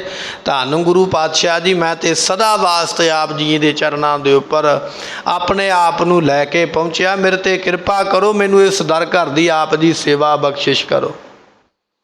ਤੇ ਭਾਈ ਜੇਠਾ ਜੀ ਪਹੁੰਚੇ। ਗੁਰੂ ਘਰ ਦੀਆਂ ਸੇਵਾਵਾਂ ਜਿਹੜੀਆਂ ਸਾਨੂੰ ਪ੍ਰਾਪਤ ਹੋਈਆਂ, ਕਦੇ ਕਿਸੇ ਸੇਵਾ ਉੱਪਰ ਲਾਇਆ ਜਾਂਦਾ, ਕਦੇ ਕਿਸੇ ਸੇਵਾ, ਜਿਹੜੀ ਵੀ ਸੇਵਾ ਮਿਲਦੀ ਬੜੀ ਬਾਖੂਬੀ ਨਿਮਰਤਾ ਦੇ ਨਾਲ, ਪਿਆਰ ਦੇ ਨਾਲ, ਬੜੀ ਭਾਵਨਾ ਦੇ ਨਾਲ ਉਹ ਸੇਵਾ ਪੂਰੀ ਕਰਦਾ। ਤੇ ਗੁਰਮੁਖੋ, ਭਾਵੇਂ ਬੌਲੀ ਸਾਹਿਬ ਦੀ ਆਪਾਂ ਗੱਲ ਕਰੀਏ ਨਾ, ਸਾਡੇ ਕੋਲ ਸਾਰਿਆਂ ਤੋਂ ਪਹਿਲਾ ਤੀਰਥ ਜਿਹੜਾ ਨਾ ਇਸ਼ਨਾਨ ਕਰਨ ਦਾ, ਉਹ ਬੌਲੀ ਸਾਹਿਬ ਹੈ ਗੋਇੰਦਵਾਲ ਦੇ ਵਿੱਚ। ਪਹਿਲਾ ਤੀਰਥ ਗੁਰੂ ਘਰ ਦੇ ਵਿੱਚ ਗੁਰੂ ਨਾਨਕ ਦੀਆਂ ਸੰਗਤਾਂ ਨੂੰ ਇਹ ਬੌਲੀ ਸਾਹਿਬ ਪ੍ਰਾਪਤ ਹੋਇਆ ਗੋਇੰਦਵਾਲ ਦੀ ਧਰਤੀ 'ਤੇ। ਤੇ ਉਹਦੀ ਸੇਵਾ ਜਿਹੜੀ ਹੈ ਨਾ, ਉਹ ਧੰਨ ਗੁਰੂ ਰਾਮਦਾਸ ਪਾਤਸ਼ਾਹ ਮਹਾਰਾਜ ਨੇ ਕਰਵਾਈ ਹੈ। ਤੇ ਆਪਾਂ ਅੱਜ ਬਚਨ ਪੜ੍ਹਦੇ ਹਾਂ ਨਾ, ਡਿਠੇ ਸਭੇ ਥਾਵ ਨਹੀਂ ਤੁਧ ਜਿਹਿਆ, ਬਦਹੋ ਪੁਰਖ ਵਿਧਾਤੈ ਤਾਂ ਤੂੰ ਸੋਹਿਆ, ਵਸਦੀ ਸਗਨ ਅਪਾਰ ਅਨੂਪ ਰਾਮਦਾਸਪੁਰ, ਹਰ ਹਾਂ ਕਸਮਲ ਜਾਹੇ ਨਾਇਆ ਰਾਮਦਾਸ ਸਰ। ਤੇ ਉਸ ਘਰ ਦੇ ਵਿੱਚ ਵੀ ਜਿਹੜਾ ਟੱਕ ਹੈ ਨਾ, ਪ੍ਰਮਤਾ ਜਿਹੜੀ ਹੈ ਗੁਰੂ ਰਾਮਦਾਸ ਪਾਤਸ਼ਾਹ ਨੇ ਕੀਤੀ ਹੈ। ਸ੍ਰੀ ਹਰਿਮੰਦਰ ਸਾਹਿਬ ਦੀ ਵੀ ਰਮਤਾ, ਸਰੋਵਰ ਦਾ ਟੱਕ ਲਾਉਣਾ, ਇਹ ਸਾਰੀਆਂ ਸੇਵਾਵਾਂ ਸ਼ੁਰੂ ਕਰਨੀਆਂ, ਇਹ ਸਾਰੀਆਂ ਸੇਵਾਵਾਂ ਧੰਨ ਗੁਰੂ ਰਾਮਦਾਸ ਪਾਤਸ਼ਾਹ ਨੇ ਆਪਣੀ ਹੱਥੀਂ ਜਿਹੜੀਆਂ ਸਨ ਸ਼ੁਰੂ ਕਰਵਾਈਆਂ। ਰੋ ਵਿਚਾਰ, ਜਦੋਂ ਗੋਇੰਦਵਾਲ ਦੀ ਧਰਤੀ 'ਤੇ ਰਹਿੰਦੇ ਤੇ ਗੁਰਮੁਖੋ ਇੱਥੇ ਰਹਿੰਦੇ ਆ, ਮਹਾਰਾਜ ਸਾਹਿਬ ਜੀ ਦੀ ਬੜੀ ਭਾਵਨਾ ਤੇ ਬੜਾ ਪ੍ਰੇਮ ਬਣ ਗਿਆ ਗੁਰੂ ਅਮਰਦਾਸ ਮਹਾਰਾਜ ਜੀਆਂ ਦੇ ਨਾਲ। ਇੱਕ ਦਿਨ ਛੁੱਟੀ ਲੈ ਕੇ ਆਪਣੇ ਨਗਰ ਨੂੰ ਆ ਗਿਆ। ਕਹਿਣ ਲੱਗੇ, ਮਹਾਰਾਜ ਆਗਿਆ ਹੋਵੇ ਅਸੀਂ ਆਪਣੇ ਨਗਰ ਮਿਲ ਆਈਏ ਜਾ ਕੇ। ਤੇ ਸਤਿਗੁਰਾਂ ਦੀ ਆਗਿਆ ਲੈ ਕੇ ਭਾਈ ਜੇਠਾ ਜੀ ਆਪਣੇ ਨਗਰ, ਕਹਿਣ ਲੱਗੇ ਉਸ ਵੇਲੇ ਲਾਹੌਰ ਦੀ ਧਰਤੀ 'ਤੇ ਆਏ। ਕੁਝ ਦਿਨ ਆਪਣੇ ਘਰ ਰਹਿ, ਪਰ ਘਰੇ ਆ ਕੇ ਜੀ ਨਹੀਂ ਲੱਗਦਾ, ਮਨ ਨਹੀਂ ਲੱਗਦਾ ਸੰਗਤਾਂ ਦੇ ਨਾਲ, ਔਰ ਗੁਰੂ ਪਾਤਸ਼ਾਹ ਦੇ ਨਾਲ ਪਿਆਰ ਹੀ ਇੰਨਾ ਹੈ। ਥੋੜ੍ਹੇ ਦਿਨ ਰਹਿ ਕੇ ਲਾਹੌਰ ਤੋਂ ਚੱਲਣ ਲੱਗੇ ਨਾ ਜਦੋਂ ਗੋਇੰਦਵਾਲ ਨੂੰ ਦਰਸ਼ਨ ਕਰਨ ਵਾਸਤੇ, ਤੇ ਬਾਜ਼ਾਰ ਦੇ ਵਿੱਚੋਂ ਲੰਘਦੇ ਪਏ ਤੇ ਮਨ ਵਿੱਚ ਸੋਚਿਆ ਵੀ ਮੈਂ ਮਹਾਰਾਜ ਵਾਸਤੇ ਕੀ ਲੈ ਕੇ ਜਾਵਾਂ, ਸਤਿਗੁਰਾਂ ਨੂੰ ਕੋਈ ਤੇ ਭੇਟਾ ਦੇਵਾਂਗਾ ਨਾ ਜਾ ਕੇ, ਕੋਈ ਇਹੋ ਜਿਹੀ ਭੇਟਾ ਹੋਵੇ ਜਿਹੜੀ ਸਤਿਗੁਰੂ ਅੰਗੀਕਾਰ ਕਰਨ ਤੇ ਖੁਸ਼ ਹੋ ਜਾਣ, ਕੋਈ ਇਹੋ ਜਿਹੀ ਭੇਟਾ ਲੈ ਕੇ ਜਾਵਾਂ। ਤੇ ਬਾਜ਼ਾਰ ਦੇ ਵਿੱਚੋਂ ਲੰਘਦਿਆਂ ਕਹਿਣ ਲੱਗੇ ਵੀ ਬੜੇ ਸੋਹਣੇ ਅੰਬ ਜਿਹੜੇ ਪੱਕੇ ਹੋਏ ਬਾਜ਼ਾਰ ਵਿੱਚ ਪਏ। ਤੇ ਮਨ ਵਿੱਚ ਸੋਚਿਆ ਵੀ ਇਹ ਅੰਬ ਵਾਲੇ ਗੋਇੰਦਵਾਲ ਨਹੀਂ ਮਿਲਣਗੇ, ਕਿਉਂਕਿ ਇਹ ਵੱਡਾ ਸ਼ਹਿਰ ਹੈ ਲਾਹੌਰ, ਇੱਥੇ ਫਲ ਪਹਿਲਾਂ ਆ ਜਾਂਦਾ। ਤੇ ਸਤਿਗੁਰੂ ਇਹ ਫਲ ਜੇ ਨਵਾਂ ਕਰ ਲੈਣ ਤੇ ਮੈਂ ਇਹ ਫਲ ਲੈ ਕੇ ਜਾਵਾਂ। ਕਹਿਣ ਲੱਗੇ ਵੀ ਉਹ ਪੱਕਿਆ ਹੋਇਆ ਰਸਿਆ ਫਲ ਬੜਾ ਸੋਹਣਾ ਲਾਲ ਹੈ, ਬੜਾ ਸੋਹਣਾ ਉਹਦੇ ਵਿੱਚ ਰਸ ਹੈ, ਉਹਨੂੰ ਵੇਖ ਕੇ ਪਤਾ ਲੱਗਦਾ ਵੀ ਇਹ ਫਲ ਬੜਾ ਮਿੱਠਾ ਹੋਵੇਗਾ। ਪੱਕਿਆ ਹੋਇਆ ਅੰਬ ਜਿਹੜਾ ਸੀ ਨਾ, ਉਸ ਵੇਲੇ ਖਰੀਦਿਆ ਲਾਹੌਰ ਦੇ ਵਿੱਚੋਂ ਤੇ ਹੱਥਾਂ ਵਿੱਚ ਹੀ ਫੜ ਲਿਆ। ਸਤਿਗੁਰਾਂ ਦੀ ਦਾਤ ਜਾਣ ਕੇ ਮੇਰੇ ਗੁਰੂ ਨੂੰ ਮੈਂ ਭੇਟ ਕਰਨਾ। ਕਹਿਣ ਲੱਗੇ ਵੀ ਹੱਥਾਂ ਵਿੱਚ ਲੈ ਕੇ ਉਹ ਅੰਬ ਦਾ ਫਲ ਤੇ ਚੱਲ ਪਏ, ਸਤਿਗੁਰਾਂ ਨੂੰ ਯਾਦ ਕਰਦੇ ਪਏ। ਇਹ ਅੰਬ ਮੈਂ ਆਪਣੇ ਸਤਿਗੁਰਾਂ ਨੂੰ ਭੇਟ ਕਰਨਾ। ਹੁਣ ਗੁਰਮੁਖੋ ਉਸ ਵੇਲੇ ਪੈਦਲ ਲੋਕ ਚੱਲਦੇ ਸਨ, ਲਾਹੌਰ ਤੋਂ ਚੱਲ ਕੇ ਗੋਇੰਦਵਾਲ ਆਉਣਾ ਸਫ਼ਰ ਲੰਬਾ ਹੈ। ਇੱਕ ਦਿਨ ਦੀ ਜਗ੍ਹਾ 'ਤੇ 2 ਦਿਨ ਲੱਗ ਗਿਆ। ਗਰਮੀ ਦਾ ਮੌਸਮ ਹੈ, ਗਰਮੀ ਦੀ ਰੁੱਤ ਹੈ, ਤੇ ਅੰਬ ਹੱਥ ਵਿੱਚ ਫੜਿਆ ਹੋਇਆ, ਕੁਝ ਹੱਥਾਂ ਦੀ ਗਰਮੀ ਹੈ। ਤੇ ਕਹਿਣ ਲੱਗੇ ਸਾਰਾ ਕੁਝ ਹੋਣ ਦੇ ਬਾਵਜੂਦ ਉਹ ਜਿਹੜਾ ਅੰਬ ਸੀ ਨਾ, ਉਹ ਚੋਣ ਲੱਗ ਪਿਆ, ਉਹਦਾ ਰਸ ਚੋਣ ਲੱਗ ਪਿਆ। ਤੇ ਮਨ ਵਿੱਚ ਸੋਚਿਆ ਕਿ ਇਹ ਹੁਣ ਅੰਬ ਸਤਿਗੁਰਾਂ ਤੱਕ ਤੇ ਪਹੁੰਚਣਾ ਨਹੀਂ, ਇਹ ਰਸਤੇ ਵਿੱਚ ਹੀ ਇਹਦਾ ਰਸ ਚੋਣ ਲੱਗ ਪਿਆ। ਮੈਂ ਸਤਿਗੁਰਾਂ ਨੂੰ ਭੇਟ ਕਰਨਾ ਕਿਵੇਂ ਕਰਾਂ? ਤੇ ਬੜੀ ਭਾਵਨਾ ਦੇ ਨਾਲ ਧੰਨ ਗੁਰੂ ਅਮਰਦਾਸ ਮਹਾਰਾਜ ਜੀਆਂ ਨੂੰ ਯਾਦ ਕਰਕੇ ਭਾਈ ਜੇਠਾ ਜੀ ਰਸਤੇ ਵਿੱਚ ਬੈਠ ਕੇ ਉਹ ਅੰਬ ਆਪ ਹੀ ਚੂਪਣ ਲੱਗ ਪਏ, ਆਪ ਹੀ ਛਕਣ ਲੱਗ ਪਏ। ਮਹਾਰਾਜ ਲਿਆਉਣਾ ਤੇ ਤੁਹਾਡੇ ਵਾਸਤੇ ਸੀ, ਲਿਆਉਂਦਾ ਵੀ ਪਿਆ, ਪਰ ਮਹਾਰਾਜ ਇਹ ਅੰਬ ਵਿੱਚੋਂ ਰਸ ਚੋਣ ਲੱਗ ਪਿਆ, ਇਹ ਹੁਣ ਤੁਹਾਡੇ ਤੱਕ ਇਹਨੇ ਪਹੁੰਚਣਾ ਨਹੀਂ। ਆਪ ਜੀ ਇੱਥੋਂ ਹੀ ਅੰਗੀਕਾਰ ਕਰ ਲਵੋ। ਬੇਨਤੀ ਕਰਕੇ ਜਦੋਂ ਉਸ ਅੰਬ ਦੇ ਰਸ ਨੂੰ ਲੈਣ ਲੱਗੇ ਨਾ ਬੈਠ ਕੇ, ਇੱਧਰ ਧੰਨ ਗੁਰੂ ਅਮਰਦਾਸ ਮਹਾਰਾਜ ਜੀ ਗੋਇੰਦਵਾਲ ਸਾਹਿਬ ਬੈਠੇ ਹੋਏ, ਅਤੇ ਸਤਿਗੁਰੂ ਇਸ ਤਰ੍ਹਾਂ ਆਪਣੇ ਹੱਥਾਂ ਨੂੰ ਮੂੰਹ ਦੇ ਨਾਲ ਲਾਉਂਦੇ, ਆਪਣੇ ਬੁੱਲ੍ਹਾਂ ਨੂੰ ਮਹਾਰਾਜ ਇਸ ਤਰ੍ਹਾਂ ਕਰਦੇ ਪਏ ਜਿਵੇਂ ਕੋਈ ਪਦਾਰਥ ਛਕਦੇ ਪਏ ਹੋਣ। ਹੁਣ ਛਕਦੇ ਤੇ ਭਾਈ ਜੇਠਾ ਜੀ ਪਏ ਕਿੰਨਾ ਦੂਰ ਗੋਇੰਦਵਾਲ ਤੋਂ, ਪਰ ਉਹ ਫਲ ਜਿਹੜਾ ਧੰਨ ਗੁਰੂ ਅਮਰਦਾਸ ਪਾਤਸ਼ਾਹ ਨੂੰ ਪ੍ਰਾਪਤ ਹੁੰਦਾ ਪਿਆ। ਸੰਗਤਾਂ ਸਿੱਖਾਂ ਨੇ ਵੇਖਿਆ, ਬੜੇ ਹੈਰਾਨ ਹੁੰਦੇ ਵੀ ਮਹਾਰਾਜ ਦੇ ਹੱਥਾਂ ਵਿੱਚ ਹੈ ਤੇ ਕੁਝ ਵੀ ਨਹੀਂ, ਪਰ ਵਾਰ-ਵਾਰ ਹੱਥ ਆਪਣੇ ਮੂੰਹ ਨੂੰ ਲਾਉਂਦੇ ਨੇ, ਆਪਣੇ ਬੁੱਲ੍ਹਾਂ ਨੂੰ ਸਵਾਰਦੇ ਨੇ। ਉਸ ਵੇਲੇ ਕਿਸੇ ਸਿੱਖ ਨੇ ਪੁੱਛ ਹੀ ਲਿਆ, ਕਹਿਣ ਲੱਗਾ, ਮਹਾਰਾਜ ਆਪ ਜੀ ਅੱਜ ਨਵਾਂ ਕੌਤਕ ਕੀ ਕਰਦੇ ਪਏ? ਤੇ ਧੰਨ ਗੁਰੂ ਅਮਰਦਾਸ ਮਹਾਰਾਜ ਜੀ ਕਹਿਣ ਲੱਗੇ, ਕਹਿੰਦੇ ਭਾਈ ਸਾਡਾ ਸੇਵਕ ਨਾ ਅੰਬ ਲੈ ਕੇ ਆ ਰਿਹਾ, ਰਸਤੇ ਵਿੱਚ ਬੈਠਾ ਹੋਇਆ, ਉਹਨੇ ਸਾਡਾ ਧਿਆਨ ਧਾਰ ਕੇ ਤੇ ਉਹ ਅੰਬ ਨੂੰ ਛਕਦਾ ਪਿਆ, ਉਹਦਾ ਪ੍ਰਸ਼ਾਦ ਸਾਡੇ ਤੱਕ ਪਹੁੰਚਦਾ ਪਿਆ। ਜਦੋਂ ਸੰਗਤਾਂ ਸਿੱਖਾਂ ਨੇ ਬਚਨ ਸੁਣਿਆ ਤੇ ਸੰਗਤਾਂ ਤੇ ਸਿੱਖ ਨਿਹਾਲ ਹੋ ਗਿਆ ਐਸਾ ਕਿਰਪਾ ਵਾਲਾ ਬਚਨ ਸੁਣ ਕੇ। ਤੇ ਮਹਾਰਾਜ ਕਹਿਣ ਲੱਗੇ, ਉਹਦਾ ਫਲ ਸਾਡੇ ਤੱਕ ਪਹੁੰਚ ਗਿਆ ਹੈ, ਇਹਦੀ ਗਿੜਕ ਜਿਹੜੀ ਹੈ ਨਾ ਸੰਭਾਲ ਕੇ ਰੱਖ ਲਵੋ। ਜਦੋਂ ਸਾਡਾ ਸੇਵਕ ਆਵੇਗਾ ਉਹਨੂੰ ਨਿਸ਼ਾਨੀ ਵਿਖਾ ਦਿਆਂਗੇ ਵੀ ਤੇਰਾ ਪਦਾਰਥ ਸਾਡੇ ਤੱਕ ਪਹੁੰਚਿਆ ਹੈ। ਇੱਧਰੋਂ ਭਾਈ ਜੇਠਾ ਜੀ ਜਦੋਂ ਪਹੁੰਚੇ ਨਾ, ਧੰਨ ਗੁਰੂ ਅਮਰਦਾਸ ਮਹਾਰਾਜ ਦੇ ਦਰਬਾਰ ਆ ਕੇ ਨਮਸਕਾਰ ਕੀਤੀ, ਤੇ ਸਤਿਗੁਰਾਂ ਨੇ ਆਉਂਦਿਆਂ ਹੀ ਪੁੱਛਿਆ, ਕਹਿਣ ਲੱਗੇ, ਭਾਈ ਜੇਠਾ ਜੀ ਆਪਣੇ ਨਗਰ ਤੋਂ ਚੱਲ ਕੇ ਆਏ ਤੇ ਸਾਡੇ ਵਾਸਤੇ ਕੁਝ ਨਹੀਂ ਲੈ ਕੇ ਆਏ? ਕਿਉਂਕਿ ਮਹਾਰਾਜ ਜਾਣੀ ਜਾਣ ਨਾ, ਅੰਤਰਜਾਮੀ ਸਤਿਗੁਰੂ ਜਾਣਦੇ ਸਾਰਾ ਕੁਝ। ਤੇ ਜਦੋਂ ਇਹ ਬਚਨ ਪੁੱਛਿਆ ਤੇ ਭਾਈ ਜੇਠਾ ਜੀ ਕਹਿਣ ਲੱਗੇ, ਮਹਾਰਾਜ ਮੈਂ ਤੁਹਾਡੇ ਵਾਸਤੇ ਅੰਬ ਖਰੀਦਿਆ ਸੀ, ਪਰ ਗਰਮੀ ਹੋਣ ਕਰਕੇ ਮੈਂ ਉਹ ਫਲ ਤੁਹਾਡੇ ਤੱਕ ਪਹੁੰਚਾ ਨਹੀਂ ਸਕਿਆ, ਪਰ ਮੇਰੀ ਭਾਵਨਾ ਸੀ ਵੀ ਉਹ ਅੰਬ ਦਾ ਫਲ ਆਪ ਜੀ ਛਕੋ, ਪਰ ਮੈਂ ਤੁਹਾਡੇ ਤੱਕ ਲਿਆ ਨਹੀਂ ਸਕਿਆ। ਉਹ ਰਸਤੇ ਵਿੱਚ ਆਉਣ ਲੱਗ ਪਿਆ, ਮੈਂ ਤੁਹਾਡਾ ਨਾਮ ਲੈ ਕੇ ਤੁਹਾਨੂੰ ਅਰਪਣ ਕਰਦਿਆਂ ਹੋਇਆਂ ਆਪ ਛਕ ਲਿਆ। ਤੇ ਜਦੋਂ ਇਹ ਬਚਨ ਕੀਤੇ ਤੇ ਧੰਨ ਗੁਰੂ ਅਮਰਦਾਸ ਮਹਾਰਾਜ ਜੀ ਸਿੱਖ ਨੂੰ ਕਹਿਣ ਲੱਗੇ, ਜਾਓ ਗਿਟਕ ਲੈ ਕੇ ਆਓ। ਗਿਟਕ ਲਿਆ ਕੇ ਦਿਖਾਈ, ਕਹਿਣ ਲੱਗੇ, ਉਹ ਤੇਰਾ ਫਲ ਜਿਹੜਾ ਤੂੰ ਭਾਵਨਾ ਦੇ ਨਾਲ ਸਾਨੂੰ ਭੇਟ ਕੀਤਾ ਨਾ, ਉਹ ਸਾਡੇ ਤੱਕ ਪਹੁੰਚ ਗਿਆ ਹੈ। ਇੱਕ ਵਾਰੀ ਆਖੀਏ ਸਤਨਾਮ ਸ੍ਰੀ। ਭਾਵਨੀ ਭਗਤ ਭਾਏ ਕੌਡੀ ਅਗਰ ਭਾਗ ਰਾਖੈ, ਤਾਹੇ ਗੁਰ ਸਰਬ ਨਿਧਾਨ ਦਾਨ ਦੇਤ ਹੈ। ਗੱਲ ਤੇ ਗੁਰਮੁਖੋ ਭਾਵਨਾ ਦੀ ਹੈ ਨਾ, ਭਾਵਨਾ ਨਾਲ ਕੀਤੀ ਹੋਈ ਅਰਦਾਸ, ਮਨ ਦੇ ਵਿੱਚੋਂ ਕੀਤੀ ਹੋਈ ਅਰਦਾਸ ਗੁਰੂ ਦਰ ਤੇ ਗੁਰੂ ਘਰ ਦੇ ਵਿੱਚ ਪ੍ਰਵਾਨ ਹੋ ਜਾਂਦੀ ਹੈ। ਐਸਾ ਪ੍ਰੇਮ ਹੈ ਭਾਈ ਜੇਠਾ ਜੀਆਂ ਦਾ ਧੰਨ ਗੁਰੂ ਅਮਰਦਾਸ ਪਾਤਸ਼ਾਹ ਦੇ ਨਾਲ। ਤੇ ਜਦੋਂ ਸੰਗਤਾਂ ਨੇ ਸਿੱਖਾਂ ਨੇ ਭਾਈ ਬੱਲੋ ਜੀ ਨੇ ਆਖਿਆ ਨਾ, ਭਾਈ ਬੱਲੋ ਜੀ ਧੰਨ ਗੁਰੂ ਅਮਰਦਾਸ ਮਹਾਰਾਜ ਦੇ ਗੜਵਈ ਸਨ, ਪ੍ਰਸ਼ਾਦੇ ਪਾਣੀ ਦੀ ਸੇਵਾ ਕਰਦੇ। ਇੱਕ ਦਿਨ ਭਾਈ ਬੱਲੋ ਜੀ ਕਹਿਣ ਲੱਗੇ, ਮਹਾਰਾਜ ਆਪਾਂ ਨੂੰ ਤੀਰਥ ਬਣਾਉਣਾ ਚਾਹੀਦਾ ਸੰਗਤ ਦੇ ਇਸ਼ਨਾਨ ਪਾਉਣ ਵਾਸਤੇ, ਫਿਰ ਨਾਲੇ ਮੇਲਾ ਲਾਇਆ ਕਰਾਂਗੇ। ਤੇ ਸਤਿਗੁਰੂ ਜੀ ਜਦੋਂ ਬੌਲੀ ਦਾ ਨਿਰਮਾਣ ਕੀਤਾ ਤੇ ਮਹਾਰਾਜ ਕਹਿਣ ਲੱਗੇ ਵੀ ਅਸੀਂ ਤੇ ਬਜ਼ੁਰਗ ਹੋ ਗਏ ਆ, ਸਾਡੇ ਬੈਠਣ ਵਾਸਤੇ ਸੋਹਣੇ 2 ਥੜੇ ਤਿਆਰ ਕਰੋ, ਸੋਹਣਾ ਥੜਾ ਬਣਾਓ ਜਿੱਥੇ ਬੈਠ ਕੇ ਅਸੀਂ ਇਹ ਸਾਰੀ ਕਾਰ ਸੇਵਾ ਦੇਖਿਆ ਕਰਾਂਗੇ। ਤੇ ਬਚਨ ਮੰਨ ਕੇ ਉਹ ਜਿਹੜੀ ਥੜਾ ਬਣਾਉਣ ਦੀ ਸੇਵਾ ਨਾ ਭਾਈ ਜੇਠਾ ਜੀ ਨੂੰ ਦਿੱਤੀ ਗਈ ਵੀ ਥੜਾ ਤੁਸੀਂ ਬਣਾਉਣਾ ਹੈ। ਤੇ ਉਸ ਵੇਲੇ ਸਤਿਗੁਰੂ ਪਾਤਸ਼ਾਹ ਦੇ 2 ਪੁੱਤਰ ਨੇ ਨਾ, ਬਾਬਾ ਮੋਹਨ ਤੇ ਬਾਬਾ ਮੋਹਰੀ ਜੀ। ਸਤਿਗੁਰਾਂ ਦੀਆਂ 2 ਹੀ ਪੁੱਤਰੀਆਂ ਨੇ, ਤੇ 2 ਪੁੱਤਰੀਆਂ ਦੇ ਵਿੱਚੋਂ ਬੀਬੀ ਭਾਨੀ ਜੀ ਤੇ ਬੀਬੀ ਦਾਨੀ ਜੀ। ਹੁਣ ਸਤਿਗੁਰੂ ਕਿਸੇ ਨਾਲ ਵੈਰ ਵਿਰੋਧ ਨਹੀਂ ਕਰਦੇ ਜਾਂ ਵਿਤਕਰਾ ਨਹੀਂ ਕਰਦੇ, ਬਰਾਬਰਤਾ ਹੱਕ ਦਿੰਦੇ, ਪਰ ਦਾਤ ਜਿਹਨੂੰ ਮਿਲਣੀ ਹੋਵੇ ਮਿਲਦੀ ਉਹਨੂੰ ਹੈ। ਜਦੋਂ ਗੁਰੂ ਅਮਰਦਾਸ ਮਹਾਰਾਜ ਨੇ ਬਚਨ ਕੀਤੇ ਵੀ ਥੜਾ ਬਣਾਓ ਭਾਈ ਜੇਠਾ ਜੀ ਸਾਡੇ ਬੈਠਣ ਵਾਸਤੇ, ਤੇ ਭਾਈ ਰਾਮਾ ਜੀ ਜਿਹੜੇ ਸਨ ਉਹਨਾਂ ਦੇ ਮਨ ਵਿੱਚ ਵਿਚਾਰ ਆਈ ਵੀ ਮਹਾਰਾਜ ਨੇ ਮੈਨੂੰ ਕਿਉਂ ਨਹੀਂ ਕਿਹਾ, ਮੈਂ ਵੀ ਤੇ ਇਸੇ ਘਰ ਦਾ ਜਵਾਈ ਤੇ ਇਹ ਵੀ ਇਸੇ ਘਰ ਦਾ ਜਵਾਈ ਹੈ, ਅਸੀਂ ਬਰਾਬਰ, ਪਰ ਇਹ ਸਾਨੂੰ ਇਹਨਾਂ ਨੂੰ ਦਿੱਤੀ ਦਾਤ ਸਾਨੂੰ ਕਿਉਂ ਨਹੀਂ ਦਿੱਤੀ ਹੈ। ਤੇ ਉਸ ਵੇਲੇ ਸਤਿਗੁਰੂ ਜਾਣੀ ਜਾਣ ਮਹਾਰਾਜ ਜਾਣ ਗਏ, ਪਾਤਸ਼ਾਹ ਕਹਿਣ ਲੱਗੇ ਵੀ ਚਲੋ ਭਾਈ ਰਾਮਾ ਜੀਆਂ ਨੂੰ ਵੀ ਕਹਿ ਦਿਓ ਵੀ ਇਹ ਵੀ ਥੜਾ ਬਣਾਉਣ। ਹੁਣ ਥੜਾ ਬਣਾਉਣ ਲੱਗ ਪਏ, ਇੱਕ ਇਸ ਪਾਸੇ ਤੇ ਦੂਜਾ ਦੂਸਰੇ ਪਾਸੇ ਥੜਾ ਬਣਾਉਂਦਾ, ਥੜਾ ਬਣਦਾ ਪਿਆ। ਸਵੇਰੇ ਮਹਾਰਾਜ ਦੱਸ ਕੇ ਜਾਂਦੇ ਵੀ ਥੜਾ ਇਸ ਤਰ੍ਹਾਂ ਦਾ ਬਣਾਉਣਾ ਹੈ, ਵੀ ਇਸ ਤਰ੍ਹਾਂ ਦਾ ਚੌੜਾ ਹੋਵੇ, ਲੰਮਾ ਹੋਵੇ, ਉੱਚਾ ਹੋਵੇ, ਸਾਰੀ ਮਿਣਤੀ ਮਹਾਰਾਜ ਦੱਸਦੇ।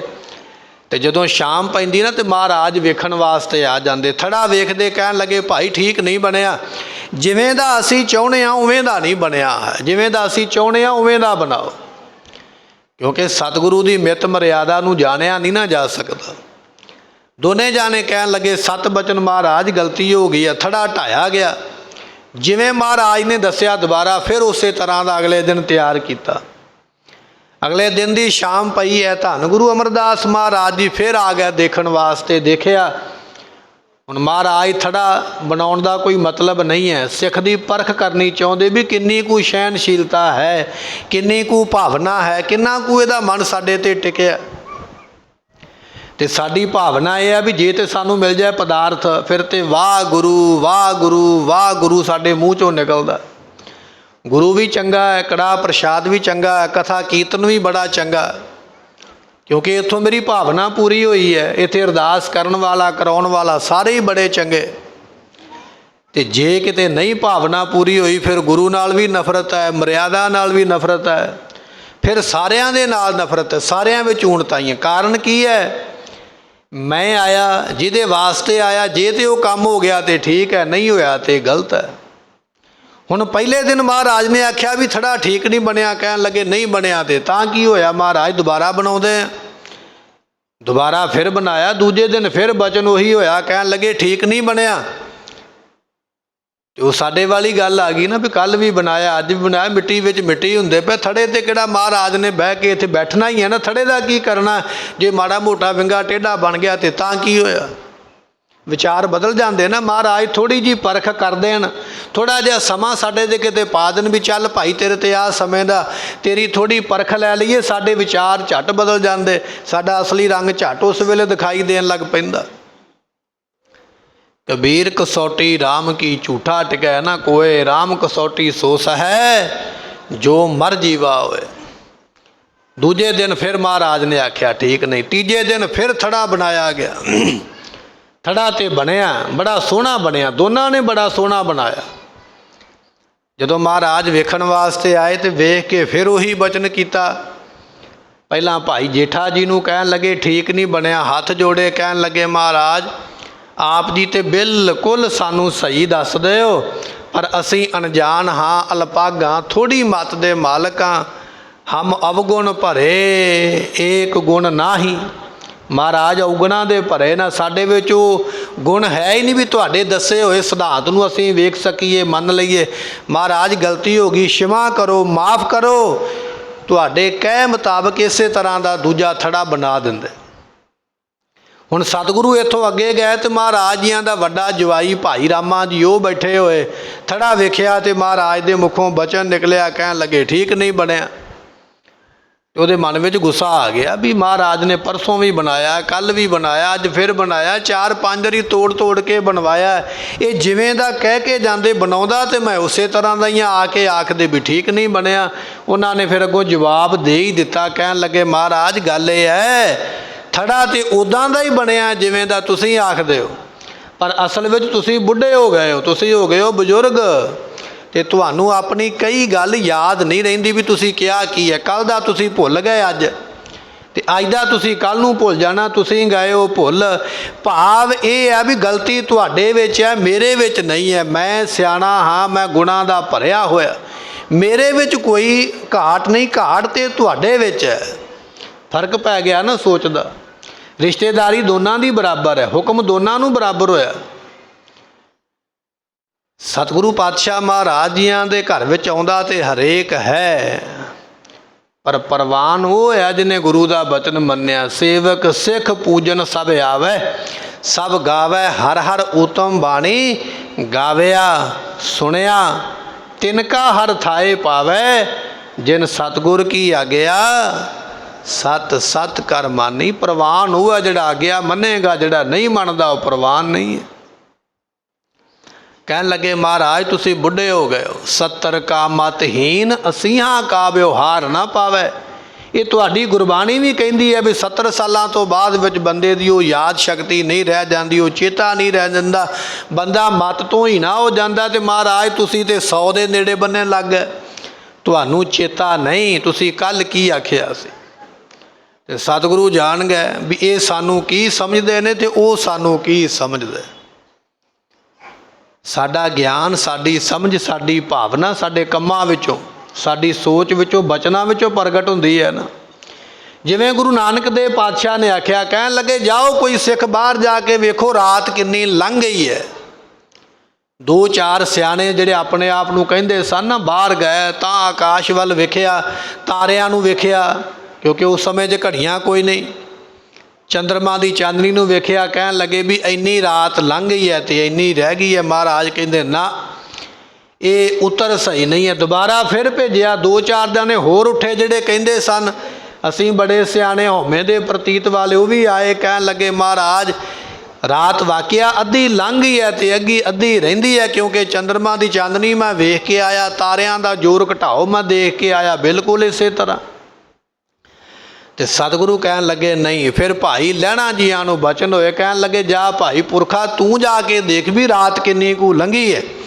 ਗੱਲ ਤੇ ਇਹ ਵੀ ਸਿਧਾਂਤ ਸਮਝਣਾ ਹੈ। ਭਾਈ ਲਹਿਣਾ ਜੀ ਬਾਹਰ ਆਏ, ਉਹਨਾਂ ਨੇ ਆਕਾਸ਼ ਵੱਲ ਵੇਖਿਆ, ਤਾਰਿਆਂ ਵੱਲ ਵੇਖਿਆ, ਚੰਦਰਮਾ ਵੱਲ ਵੇਖਿਆ ਤੇ ਮਨ ਵਿੱਚ ਸੋਚਿਆ ਵੀ ਰਾਤ ਤੇ ਵਾਕਿਆ ਹੀ ਅੱਧੀ ਲੰਘੀ ਹੈ ਤੇ ਅੱਧੀ ਰਹਿੰਦੀ ਹੈ। 2 ਵਾਰੀ ਸਿੱਖ ਆਏ ਤੇ ਉਹਨਾਂ ਨੇ 2 ਵਾਰੀ ਸਹੀ ਆ ਕੇ ਆਖਿਆ। ਮਹਾਰਾਜ ਕਹਿਣ ਲੱਗੇ ਸਹੀ ਨਹੀਂ, ਇਹਦੇ ਵਿੱਚ ਗੱਲ ਕੀ ਹੈ?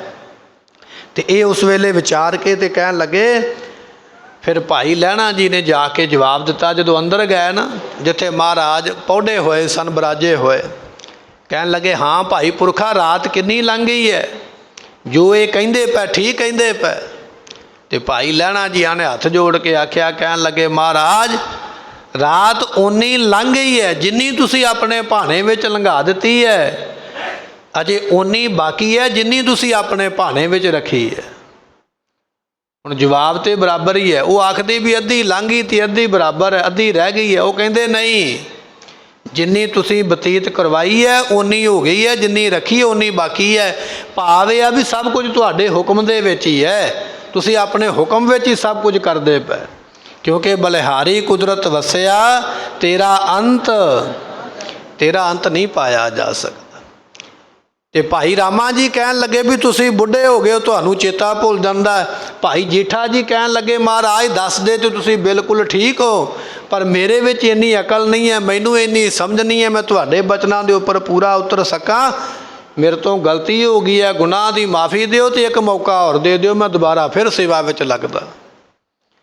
ਇਹ ਬਚਨ ਸੁਣੇ ਤੇ ਧੰਨ ਗੁਰੂ ਅਮਰਦਾਸ ਪਾਤਸ਼ਾਹ ਮਹਾਰਾਜ ਬੜੇ ਖੁਸ਼ ਹੋਏ। ਇਹਨਾਂ ਨੇ ਗੁਰੂ ਨੂੰ ਸਰਬੱਗ ਜਾਣਿਆ, ਗੁਰੂ ਨੂੰ ਸਮਰੱਥ ਜਾਣਿਆ। ਉਹਨਾਂ ਨੇ ਗੁਰੂ ਨੂੰ ਭੁੱਲਣਹਾਰ ਦੱਸਿਆ ਹੈ ਵੀ ਗੁਰੂ ਭੁੱਲ ਜਾਂਦਾ ਹੈ ਪਰ ਸਿੱਖ ਨਹੀਂ ਭੁੱਲਦਾ। ਫਰਕ ਹੈ ਦੋਨਾਂ ਦੀ ਸੋਚ ਦਾ। ਤੇ ਭਾਈ ਜੇਠਾ ਜੀਆਂ ਨੂੰ ਉਸ ਵੇਲੇ ਸਤਿਗੁਰੂ ਪਾਤਸ਼ਾਹ ਜੀਆਂ ਨੇ ਗੁਰਤਾ ਗੱਦੀ ਦੀ ਦਾਤ ਦੇ ਕੇ ਗੁਰੂ ਰਾਮਦਾਸ ਨਾਮ ਜਿਹੜਾ ਸੀ ਧੰਨ ਗੁਰੂ ਅਮਰਦਾਸ ਪਾਤਸ਼ਾਹ ਨੇ ਆਪ ਆਪਣੇ ਮੁਖੋਂ ਰੱਖਿਆ, ਆਪਣੇ ਮੂੰਹੋਂ ਆਪ ਇਹ ਨਾਮ ਰੱਖਿਆ ਸਤਿਗੁਰੂ ਜੀਆਂ ਦਾ, ਭਾਈ ਜੇਠਾ ਜੀ ਤੋਂ ਗੁਰੂ ਰਾਮਦਾਸ ਪਾਤਸ਼ਾਹ। ਤੇ ਕੱਲੀ ਗੁਰਤਾ ਗੱਦੀ ਨਹੀਂ, ਧੰਨ ਗੁਰੂ ਰਾਮਦਾਸ ਪਾਤਸ਼ਾਹ ਐਸੇ ਗੁਰੂ ਬਣੇ ਜਿਹੜੇ ਕੱਲੀ ਗੁਰਤਾ ਗੱਦੀ ਨੂੰ ਪ੍ਰਾਪਤ ਨਹੀਂ ਹੋਏ। ਜਦੋਂ ਗੁਰਤਾ ਗੱਦੀ ਦੀਆਂ ਦਾਤਾਂ ਬਖਸ਼ਿਸ਼ ਕੀਤੀਆਂ, ਧੰਨ ਗੁਰੂ ਅਮਰਦਾਸ ਪਾਤਸ਼ਾਹ ਕਹਿਣ ਲੱਗੇ ਅਸੀਂ ਆਪਣੀ 7 ਸਾਲ ਦੀ ਉਮਰਾ ਜਿਹੜੀ ਹੈ ਨਾ ਉਹ ਨਾਲ ਹੀ ਇਹਨਾਂ ਨੂੰ ਭੇਟ ਕਰਦੇ ਹਾਂ। 7 ਸਾਲ ਦੀ ਉਮਰਾ ਵੀ ਧੰਨ ਗੁਰੂ ਅਮਰਦਾਸ ਪਾਤਸ਼ਾਹ ਨੇ ਬਖਸ਼ਿਸ਼ ਕੀਤੀ, ਨਾਲ ਗੁਰਤਾ ਗੱਦੀ ਦੀਆਂ ਦਾਤਾਂ ਬਖਸ਼ਿਸ਼ ਕੀਤੀਆਂ।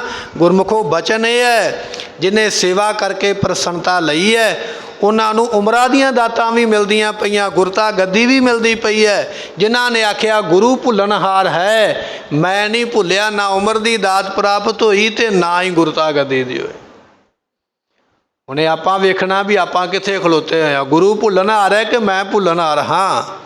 ਗੁਰੂ ਦੇ ਹੁਕਮ ਦੇ ਵਿੱਚ ਰਹਿ ਕੇ ਕੀ ਪ੍ਰਾਪਤ ਹੁੰਦਾ ਤੇ ਮਰਜ਼ੀ ਕਰਨ ਦੇ ਨਾਲ ਕੀ ਹੁੰਦਾ, ਇਹ ਵੀ ਗੁਰੂ ਦਾ ਸਿਧਾਂਤ, ਗੁਰੂ ਦਾ ਜੀਵਨ ਸਾਨੂੰ ਸਿਖਾਉਂਦਾ ਹੈ। ਐਸੇ ਨੇ ਧੰਨ ਗੁਰੂ ਰਾਮਦਾਸ ਪਾਤਸ਼ਾਹ ਜਿਨ੍ਹਾਂ ਦੇ ਬਚਨ ਆਪਾਂ ਪੜ੍ਹਦੇ ਹਾਂ, ਧੰਨ ਧੰਨ ਰਾਮਦਾਸ ਗੁਰ ਜਿਨ ਸਿਰਿਆ ਤਿਨੈ ਸਵਾਰਿਆ।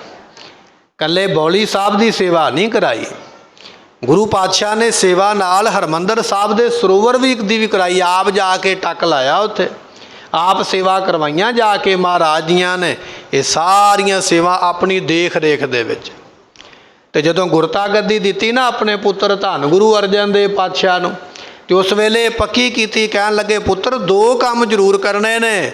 ਇੱਕ ਤੇ ਅੰਮ੍ਰਿਤ ਸਰੋਵਰ ਨੂੰ ਪੱਕਿਆਂ ਕਰਨਾ ਹੈ, ਹਰਮੰਦਰ ਸਾਹਿਬ ਨੂੰ ਤਿਆਰ ਕਰਵਾਉਣਾ ਹੈ, गुरु ग्रंथ साहिब की बाणी का ਸਰੂਪ ਤਿਆਰ करना। एक बारी आखिए सतनाम। ये दातां सारियां गुरु अमरदास पातशाह महाराज के घरों सानू अज प्राप्त होईयां, ਜਿਹੜੀਆਂ ਸਾਨੂੰ अज मुक्ति ते भुगती दिंदियां पईयां, पदार्थ दिंदियां पईयां ते नाल कैवल मोक्ष बख्शिश करदियां पईयां।